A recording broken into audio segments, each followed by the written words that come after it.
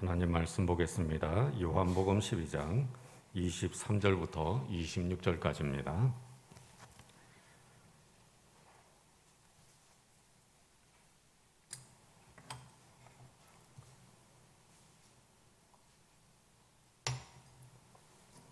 요한복음 12장 23절부터 26절까지 우리 다 같이 한 목소리로 함께 읽겠습니다. 예수께서 대답하여 이르시되 인자가 영광을 얻을 때가 왔도다. 내가 진실로 진실로 너희에게 이르노니 하늘의 밀이 땅에 떨어져 죽지 아니하며 하늘 그대로 있고 죽으면 많은 열매를 맺느니라. 자기의 생명을 사랑하는 자는 잃어버릴 것이요 이 세상에서 자기의 생명을 미워하는 자는 영생하도록 보존하리라. 사람이 나를 섬기려면 나를 따르라. 나 있는 곳에 나를 섬기는 자도 거기 있으리니 사람이 나를 섬기면 내 아버지께서 그를 귀히 여기시리라. 아멘. 하나님께서 천지를 창조하셨기 때문에 우리 자연 속에는 하나님의 법칙들이 하나님이 어떤 분이신지를 알려주는 그런 법칙들이 많이 있습니다. 그 가운데에서도 이 자연의 법칙 가운데 참 우리 사람들에게 좋은 법칙 중에 하나가 심는 대로 거둔다 하는 법칙입니다. 심는 대로 거둔다. 그래서 이 심는 대로 거두는 법칙이야말로 하나님의 성품을 잘 보여주는 자연의 법칙이지만 그러나 죄로 타락한 이 세상 속에 이제 이 심는 대로 거둔다고 하는 법칙이 조금 죄 때문에 왜곡되는 경향도 있습니다. 자연은 우리가 심는 대로 거둘 수 있지만 그러나 우리 인간의 삶은 심는 대로 거두지 못할 때가 간혹 있죠. 그게 죄로 타락했기 때문입니다. 그래서 우리 인간의 삶이 다소 곤고해지고 또 어려워진 것도 사실입니다.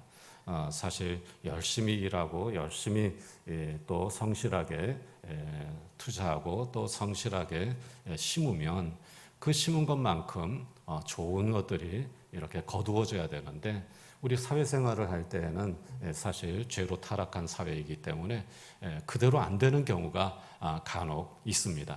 그러나 우리가 분명히 믿음 가운데에서 확신해야 될 것은 우리 하나님의 법칙은 우리의 삶 속에 여전하고 그리고 이 하나님의 법칙이 결국 최종적으로는 반드시 이루어질 것이라고 하는 그런 믿음을 가지고 우리가 살아야 된다는 것입니다. 심은 대로 거둘 것이다. 바로 이것이 하나님께서 우리에게 주신 축복의 법칙입니다. 그래서 좋은 것을 심으면 좋은 것을 풍성하게 거두고 나쁜 것을 심으면 하나님의 심판을 거두게 된다고 하는 이 사실을 우리는 확신하고 이 세상에서의 삶을 우리가 살아야 할 줄로 믿습니다. 그래서 말씀인데요. 제가 참 너무나도 좋은 경험을 많이 했어요. 심은 대로 좋은 것을 심어서 좋은 것을 거두는데 좋은 것을 심고 좋은 것을 풍성하게 거두는 그런 분들을 많이 봤습니다. 그리고 제 인생에서도 그런 경험들이 적지 않게 있다는 사실에 대해서 하나님께 감사를 드리고 또 영광을 돌리고 싶습니다. 여러분들의 삶에도 좋은 것을 심어서 좋은 것을 풍성하게 거두는 그런 놀라운 축복들이 여러분들의 인생 가운데 많이 있게 되기를 주의 이름으로 축원합니다. 제가 여러분들에게 한번 말씀드린 적이 있는데요. 하도 이 놀라운 그런 사건이었기 때문에 제가 여러분들에게 다시 한번 소개를 하고 싶어요. 제가 홍성교회 부목사로 심우할 때 교회에 이렇게 넉넉지 않은 그런 생활을 하시는 집사님이 계셨습니다. 근데 아주 신실하시고 점잖고 조용하신 그런 분이었어요. 그런데 넉넉지가 않았어요. 그런데 어느 날 이분이 벽산 아파트로 이사를 가신다는 거예요. 그 당시에 그 홍은동에서 벽산 아파트가 최고로 좋은 아파트였습니다. 그것도 사서 가신다는 거예요. 도대체 이게 웬일이냐? 복권 당첨됐나? 네. 그런데 나중에 그분이 얘기를 하시는데 아주 오래전에 한 8촌 정도 되는 이 먼 친척인데 여러분 팔촌이면 거의 남이잖아요. 그렇죠? 그런데 우연히 알게 돼가지고 그냥 알고 지내는 사이였대요. 한 8촌 되는 이 동생이 있었대요. 그런데 이 사람이 이 사업을 하다가 그만 크게 부도가 나가지고 굉장히 어려운 처지에 처해서 끼니가 없다 하는 그런 이 소식을 들었다는 거예요. 그저 알고는 지내지만 뭐 별로 친하지도 않고 교류도 없지만 그냥 알고만 지내는 사이였어요. 이 집사님이 마음에 생각하기를, 야, 저 사람이 끼니도 없다는데 애들은 어떻게 살고 있을까? 어린 애들은 어떡할까? 그래가지고 조금 안타까운 생각이 들어서 라면 한 박스를 사가지고 그 집을 찾아갔다는 거예요.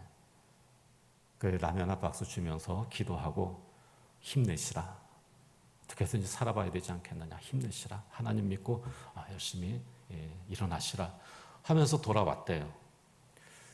그리고 이제 세월이 흘렀는데 어느 날 그분 아드님이 찾아왔더라는 거예요. 그분 아드님이 하는 얘기가 물론 먼 친척이고 그냥 아는 사이이기만 하기 때문에 그때 이렇게 라면 한 박스 갖다 주고 뭐 그렇게 교류도 없었대요. 그런데 그분 아들이 어느 날 찾아왔다는, 그 아들이 이제 장성해가지고 엄청난 부자가 된 거예요. 우리가 생각하는 그런 정도의 그냥 부자가 아니라 굉장한 부자가 된 겁니다. 그러면서 그 아들이 찾아와서 감사하다고 고맙다고 인사를 드리러 왔다는 거예요. 뭔가 하니까 먼 친척되는 그분이 이제 병이 걸려서 이제 죽음을 앞두고 있는 그런 상황인데 그분이 아들을 불러가지고, 아들은 돈을 많이 벌어가지고 엄청난 부자가 된 거예요. 그래서 아들한테 그런 얘기를 했대요.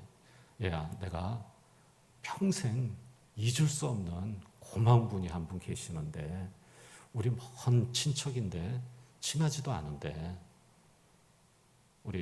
내가 망해서 끼니가 없을 때 라면 한 박스를 사가지고 왔는데 나는 그 일을 평생 잊을 수가 없다. 그러니까 그 이후로 내가 그 은혜를 갚지도 못했는데 네가 가서 감사하다고 내 마음을 전해주고 이 은혜를 꼭 좀 어떻게 좀 갚아봐라. 아들한테 그렇게 말을 했단 말이에요. 이 아들이 그 말을 듣고 그 집사님을 찾아온 거예요. 그래가지고 이 은혜를 어떻게 갚아야 될지 모르겠습니다 하면서 아파트 한 채를 사주고 갔다는 거예요. 여러분 거짓말 같습니까? 목사가 거짓말 치겠습니까? 진짜예요. 그런 일도 있더라고요. 라면 한 박스를 심었더니 아파트가 나왔다. 참 우리한테도 그런 일들이 좀 있었으면 좋겠어요. 여러분 좋은 일 하면서 많이 사는데 그렇게 아주 큰 열매를 맺으면 참 좋겠지만 뭐 그런 걸 바라면서 우리가 또 좋은 일 하겠습니까? 어쨌든 여러분 좋은 일 많이 하시고 특히 예수 이름으로 선한 일을 많이 하여서 의의 열매가 가득해서 하나님의 영광과 찬송이 되는 그런 인생이 되시기를 주의 이름으로 축복합니다. 우리는 심은 대로 거둡니다. 무엇을 심든지 심은 것을 거두게 되어 있습니다. 이것이 하나님의 법칙입니다. 갈라디아서 6장 7절에서 9절 말씀을 우리 함께 읽어보겠습니다. 사람이 무엇으로 심든지 그대로 거두리라. 자기의 육체를 위하여 심는 자는 육체로부터 썩어질 것을 거두고 성령을 위하여 심는 자는 성령으로부터 영생을 거두리라. 우리가 선을 행하되 낙심하지 말지니 포기하지 아니하면 때가 이름에 거두리라. 아멘. 자기 육체를 위하여 심는 사람은 육체로부터 썩어질 것을 거둡니다. 그러나 성령을 위하여 심는 사람, 예수 이름으로 심는 사람, 믿음으로 심는 사람은 성령으로부터 영생을 거둔다고 말씀하고 있습니다. 그러면 성령을 위하여 심는 사람은 어떤 사람입니까? 오늘 말씀에 의하면 선을 행하는 사람이 성령으로 심는 사람입니다.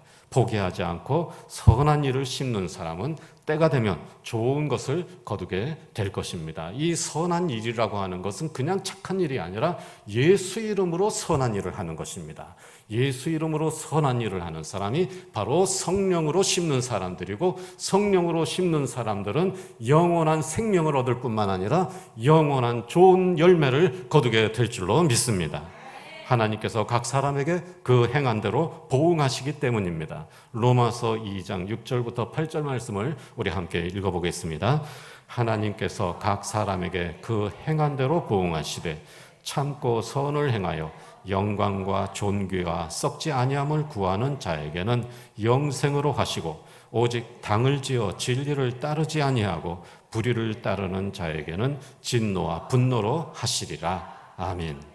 참고 선을 행하여 영광과 존귀와 썩지 아니함을 추구하는 사람에게는 영원한 생명을 주신다고 말씀합니다. 그러나 무리를 지어서 진리를 따르지 않고 불의를 행하는 사람에게는 하나님의 심판이 있을 것이라고 말씀했습니다. 이런 사람은 바람을 심어서 광풍을 거두는 사람입니다. 호세아 8장 7절 말씀입니다. 함께 읽어보겠습니다. 그들이 바람을 심고 광풍을 거둘 것이라. 아멘. 여러분, 죄 가운데 있는 사람들은 항상 바람을 심어요. 헛된 것을 심습니다.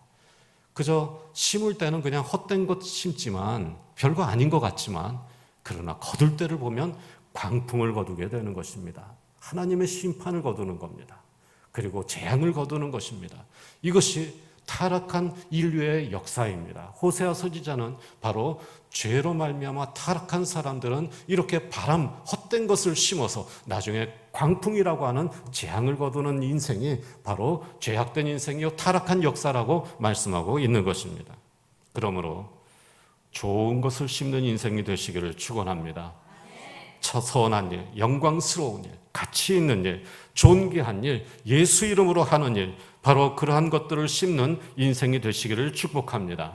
그리하여서 영광과 존귀와 명예와 영원한 생명의 열매를 거두는 저와 여러분들이 되시기를 주의 이름으로 축원합니다.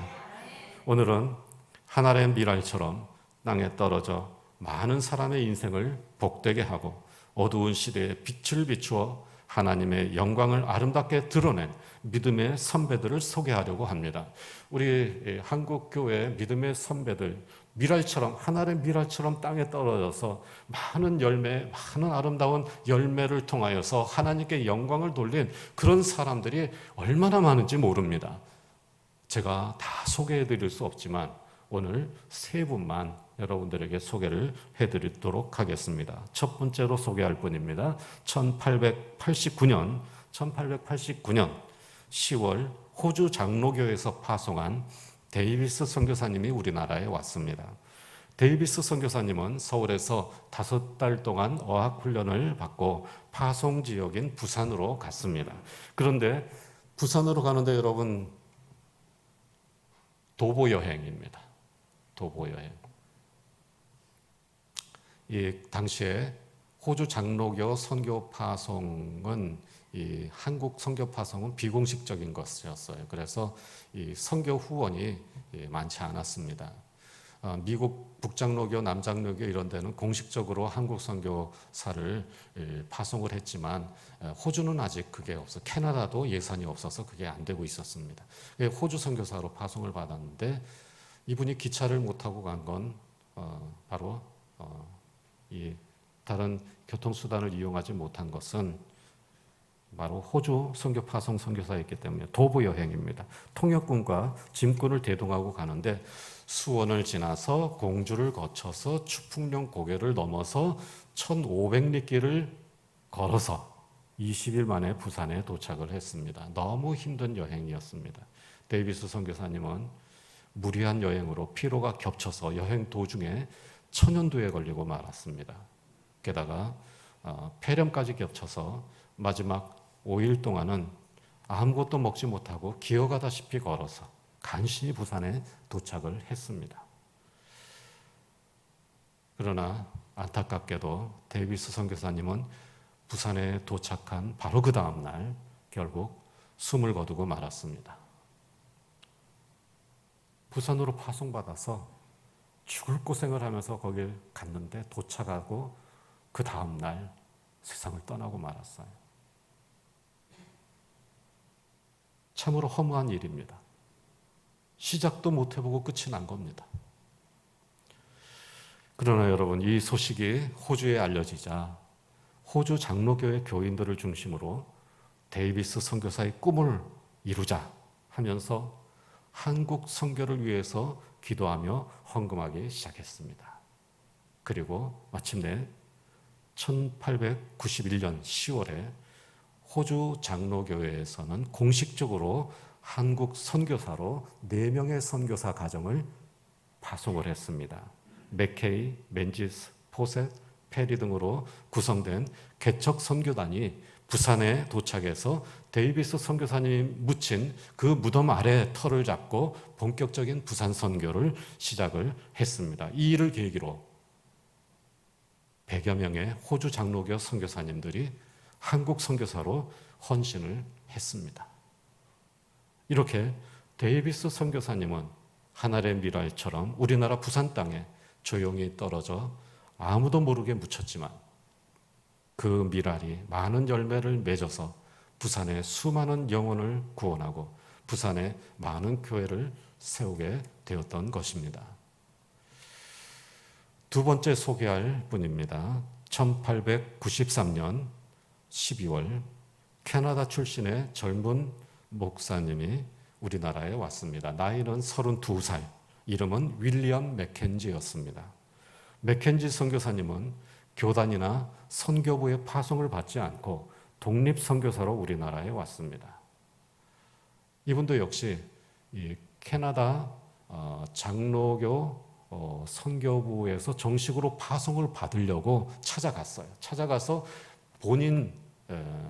본인이 직접 그 당시에 큰 돈인 $100를 헌금하면서 나를 파송해 주십시오 했는데 그 당시에 캐나다 선교부에는 한국 선교를 위한 예산이 없었어요.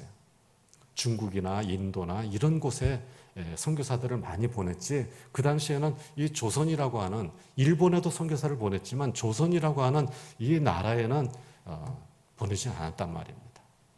그래서 예산이 없다고 해서 거절을 당한 거예요. 그러니까 이분이 그래도 어떻게 해서든지 자기는 조선으로 가고 싶었어요.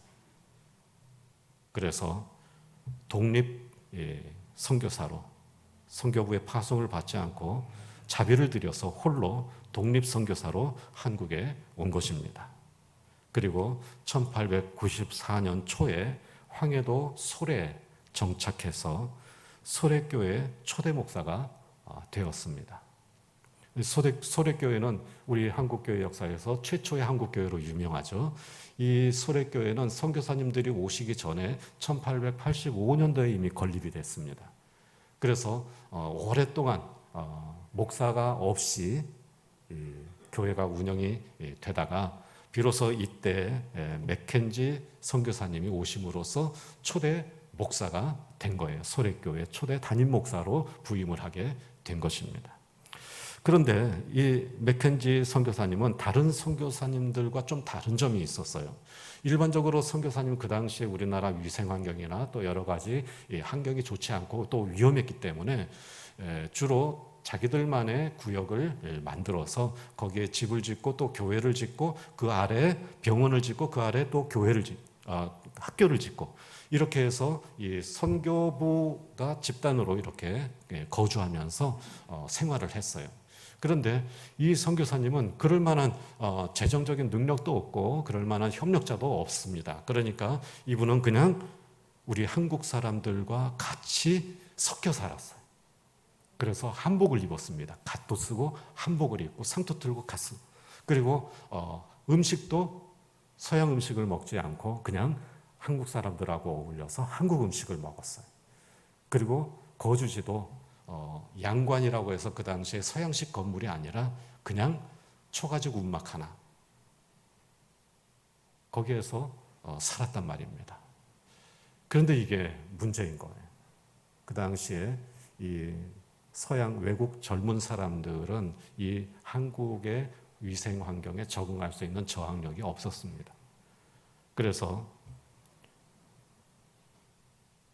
비위생적인 그 환경으로 인해서 결국 얼마 지나지 않아서 열병에 걸려가지고 고열로 인한 정신착란 가운데에서 홀로 세상을 떠났습니다. 참 허무한 죽음이죠. 이 소식이 캐나다에 알려지자 캐나다 장로교회는 1898년에 3명의 선교사 가정을 공식적으로 파송하고 이 일을 계기로 184명의 캐나다 선교사님들이 한국 선교에 헌신하게 되었는데 그 가운데 맥켄지 선교사님의 약혼자였던 루이스 맥컬리 선교사님도 있었습니다. 이 루이스 맥컬리 선교사님은 원산에서 아주 많은 사역들을 한 것으로 유명하고 그 업적도 많이 남겼습니다. 후에 페닉 선교사님이 맥켄지 선교사님을 생각하면서 남긴 글이 있습니다. 이렇게 적었습니다. 그는 살아서 자신의 기도가 응답받고 자기의 헌신이 보상받는 것을 지켜보지 못했지만 남아있는 우리는 하나님께서 그 희생에 내리신 풍성한 보상을 지켜보고 있습니다. 맥켄지 선교사님, 캐나다 선교사로 하지만 파송을 받지 못해서 캐나다는 한국에 대한 관심이 없고 예산이 없어서 선교사를 보내지 않았지만 이분이 와서 하늘의 미랄처럼 땅에 떨어져 조용히 묻혔을 때 캐나다 선교부가 한국 선교의 문을 열고 공식적으로 한국 선교사들을 많이 보내고 한국 선교사로 헌신하는 200명 가까이 되는 사람들이 한국으로 오게 되었던 것입니다. 맥켄지 선교사님은 하늘의 미랄처럼 우리나라 땅에 조용히 떨어져 외롭게 묻혔지만 그 미랄이 많은 열매를 맺어 풍성한 선교의 결실을 얻게 되었던 것입니다. 세 번째 소개할 분입니다. 1891년 12월 캐나다 출신의 젊은 의사가 미국 감리회 한국 선교부 파송 의료 선교사로 우리나라를 찾아왔습니다. 이분도 역시 캐나다에서는 예산이 없어서 미국 감리회 소속으로 의료 선교사로 우리나라에 오게 된 것입니다. 그의 이름은 제임스 홀, 나이는 31살이었습니다. 이듬해 제임스 홀 선교사님은 먼저 파송되어서 서울에서 의료 선교사로 사역하고 있는 약혼녀 로제타 셔우도스 선교사님과 결혼식을 올렸습니다. 그리고 제임스 홀 선교사님은 홀로 평양으로 가서 평양 기독병원을 아주 작게 병원을 차리고 그리고 1893년부터 본격적으로 평양에서 의료 선교를 시작을 했습니다. 부인이 되는 로제타 홀 선교사님은 서울에서 하는 일들이 많이 있었어요. 그 당시에 보구여관이라고 해서 여성 전문 병원이 있었는데 그 여성 전문 병원의 담당자로 일을 하고 있었고 그리고 또 여성 의료 자 양성을 위해서 굉장히 바쁘게 일을 하고 있었습니다. 그래서 로제타 홀 선교사님은 서울에 남아 있고 남편인 제임스 홀 선교사님만 혼자서 김창식이라고 하는 마부를 데리고 평양으로 김창식 들어보셨죠? 네, 김창식 우리 한국인 최초의 목사님이 되었던 그 김창식 마부였습니다. 그 당시에 제임스 홀 선교사님의 조수였죠. 그래서 그 두 사람이 가서 평양에서 평양 개척 선교를 시작을 했습니다. 그러나 그 당시 평양은 외국인에 대한 반감이 아주 강한 지역이었습니다. 그래서 평양은 선교사들에게 위험한 곳이었습니다. 그래도 홀 선교사님은 평양 선교를 위한 하나의 미랄이 되겠다고 하는 마음으로 열심히 환자들을 치료하고 복음을 전했습니다. 그러다가 1894년 청일전쟁이 터졌습니다. 가서 사역 시작한 지 1년 만에 청일전쟁이 터진 거예요. 그리고 이 청일전쟁으로 다친 수많은 사람들이 병원으로 몰려들었습니다. 그 당시에 평양은 이 청일전쟁의 아주 격전지였습니다. 그래서 많은 병사들이 다쳐서 병원으로 몰려들었습니다. 또 말라리아 전염병까지 유행하는 바람에 많은 전염병 환자가 발생을 했습니다. 선교사님은 이처럼 많은 부상자와 환자들을 혼자 치료하고 돌보다가 그만 과로로 안타깝게 전염병에 걸리고 말았습니다. 급히 김창식의 도움으로 서울로 이송되어서 서울에서 따로 사역하던 부인 로제타 홀 선교사님에게 치료를 받았지만 회복하지 못하고 결국 34살의 나이로 세상을 떠나고 말았습니다. 이분도 참 훌륭한 분이었지만 사역한 기간은 얼마 되질 않아요. 그저 허무하게 일찍 세상을 떠나게 되었습니다. 그러나 홀 선교사님의 죽음으로 평양 선교는 더 활발하게 진행이 되었습니다. 미국의 많은 교회가 이 소식을 듣고 평양 선교를 위해 기도하면서 헌금을 하기 시작했습니다. 미망인이 된 로제타 홀 선교사님은 미국 교회에서 보내준 선교비로 남편의 꿈을 이루기 위해 평양 기독병원, 아주 작게 차렸던 평양 기독병원을 크게 확장을 해서 기홀병원, 홀 기념병원이라고 하는데 그 기홀병원을 새로 개명하고 의료 선교에 더욱 매진을 하였습니다. 또한 1897년에는 평양에 한국 최초의 맹아학교를 설립하고 점자 교육도 시작을 했습니다. 이 제임스 홀 선교사님이 평양에서 처음으로 얻은 신자가 있었는데 이분이 황석형이라고 하는데 이 사람의 딸이 맹인이었어요. 그래서 이 로제타 홀 선교사님이 그 딸을 위해서 맹아학교를 만들고 그리고 여러 맹아들을 모아서 또 점자를 미국에서 들여다가 이 점자를 한국식으로 고쳐가지고 점자 교육을 하면서 맹아학교를 최초로 시작을 했습니다. 그리고 김점동, 나중에는 박에스더라고 이름을 바꿨는데요. 김점동이라고 하는 여자를 미국에 유학을 시켜서 한국 최초의 여의사로 키우고 서울에 여자의학교를 설립해서 한국인 여의사를 양성하였는데 바로 이 여자의학교가 후에 고려대학 의과대학으로 발전하게 된 것입니다. 이 외에도 여성 의료인 양성과 또 여성 전문병원 그리고 여성 교육에 많은 업적을 남기면서 평생 동안 우리 한국에 머물면서 사역을 하다가 노년에 은퇴하고 미국으로 돌아가서 거기에서 돌아가셨는데 한국에 묻히고 싶다고 해서 한국에 우리 양화진에 그 유해가 묻혀 있습니다. 또한 홀 선교사님의 아들 셔우드 홀도 후에 의사가 되어서 우리나라에서 의료 선교사로 활동하면서 해주 구세병원을 중심으로 활동하며 우리나라 결핵 퇴치에 큰 업적을 남겼습니다. 그래서 이 셔우드 홀과 우리나라 이 결핵 퇴치 운동은 뗄래야 뗄 수가 없는 그런 관계를 가지고 있어요.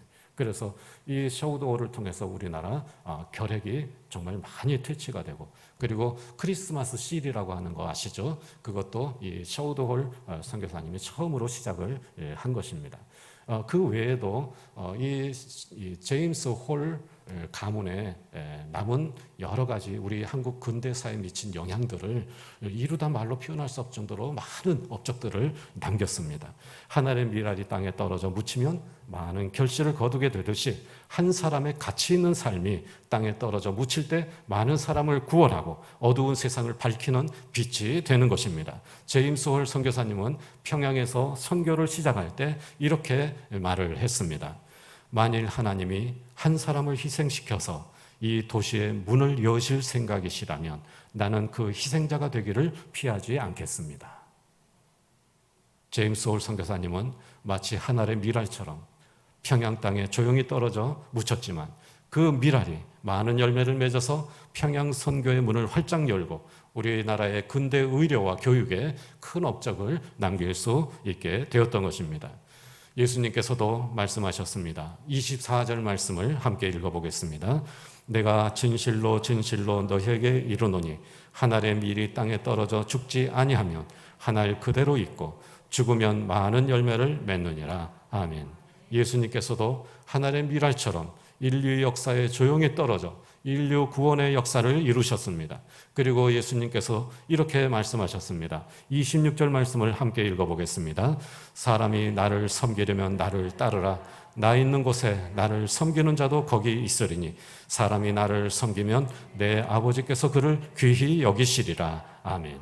나를 따르라. 나를 따르라. 예수님처럼 하늘의 미랄이 되어 땅에 떨어져 묻히는 인생이 되라는 말씀입니다. 이 말씀을 우리는 너무 극단적으로 이해하면 안 됩니다. 뭔가 하면 땅에 떨어져서 죽어라.